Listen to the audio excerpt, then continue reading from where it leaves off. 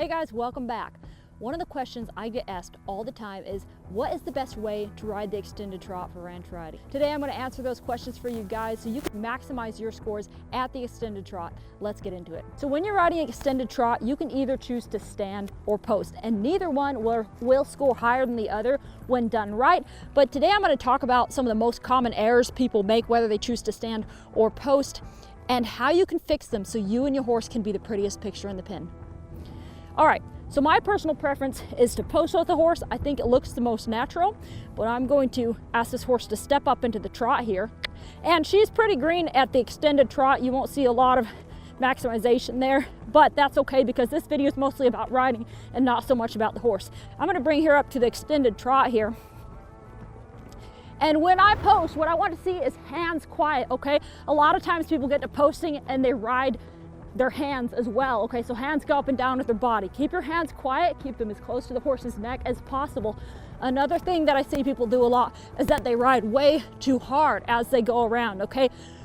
If your horse isn't going out into the extended trot like you want them to, don't try to ride them harder to get them to go up there. Fix them at home and then go out into the pen and ride the horse that you have, okay? If your horse isn't moving out in the pen like you want them to, make the prettiest picture that you can while you're out there instead of trying to override your horse and push them up and make them do something that they're not going to do, because that becomes very evident very quickly that you're asking for something the horse isn't going to give you, okay? Back to the walk here. Good job. All right, another thing that we want to do while we're posting is that we're rising as little as necessary as we go around, okay? We're back up to the trot here. If you don't have to stand up all the way and lock your knee in, don't do that, okay? So I'm gonna rise just as much as I need to for this particular horse. Bring her up to her extended trot. Again, it's not a huge extended trot. You're gonna be exaggerating that post a little bit more. There we go. If your horse has a bigger extended trot. But what you don't want to do is have your stirrups too long to where every time you go up, you have to do this and your legs pop off the horse like that.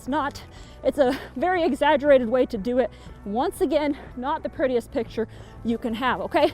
So in those cases with posting, someone who can stand for the extended trot, rise and be poised and let their horse carry them through it, it's gonna be a much cleaner picture. Good job. All right, now let's talk about some of the errors that people make when standing for the trot. Bring her back up here. Now what I'm going to do here for just a moment is bring this horse up to the extended trot and push her out just a little bit, kind of a little bit of a training session for her so that we can actually show off what I'm trying to show you guys. There we go, that's a little bit better of an extended trot. Okay, so honestly, if you can't hold yourself in a pretty nice balanced position at the extended trot while you're standing, I would highly recommend holding the horn so you can do that, okay? Keep your knees flexible and absorb the horse's movement there instead of locking your knees and pointing your toes down. One of the very common things I see happen is that people will stand up, they point the toes down, they almost lock their thighs on the horn right here. Their center of gravity is too far forward and it makes them look very off balance, okay?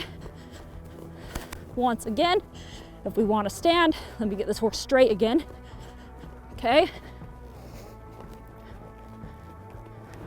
Hold that horn to give yourself a little stabilization if you need. Keep your heels down, keep yourself balanced and absorb the energy in your knees. Good job. The one thing that we do not do under any circumstances is to sit the extended trot, okay? Because at that point, not only is it hard for your horse to differentiate between the cues that you're giving them and between the gaits, but it's also much harder for the judges to know what you're trying to do. It just looks like your horse is out of control and moving too fast versus the fact that you asked them to move up to the next gate, okay? Keep that in mind. So like I already mentioned, my personal preference is to post because I do think it looks more natural. I know there are some cowboys out there who say that when they do move across large country, then they do stand for that trot. I've always posted when I'm trotting my horse across long distances, and it definitely is more comfortable for me. I do think it's very important that you know which diagonal you're on if you are posting, okay? So some judges say that it's not a factor to them, but I know that all judges see it. And if you're going to do it, and if you're at the high levels where they're splitting hairs on these different runs, then it is important that you know which diagonal you're on and you can do it correctly. So some people have to look down at the beginning stages when they're picking up the correct diagonal. One easy way to feel it is if you just practice this at home. Just kind of let your hips loose and feel which leg is leading forward at the time the horse is trotting, okay? So if I'm trotting my horse around here and I want to pick up the left diagonal,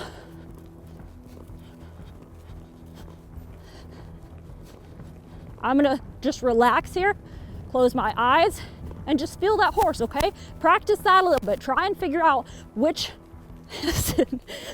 diagonal that you're going to be rising on, okay? And if you focus on that just a little bit, give yourself a few sessions, maybe warm up that way every day while you're trotting a horse around, it's going to be much easier for you to pick that out without having to look down every single time. Okay, so right, left, right, left, right, left, right, left, now, now, now.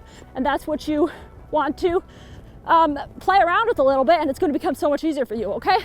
Let's go back to sitting, bring this horse back, left, right, left, right, left, right, left, right, now, now, now, now, okay? So relax your hips, let your legs follow the movement of the horse's lead, and you're going to be able to pick up those diagonals really easily.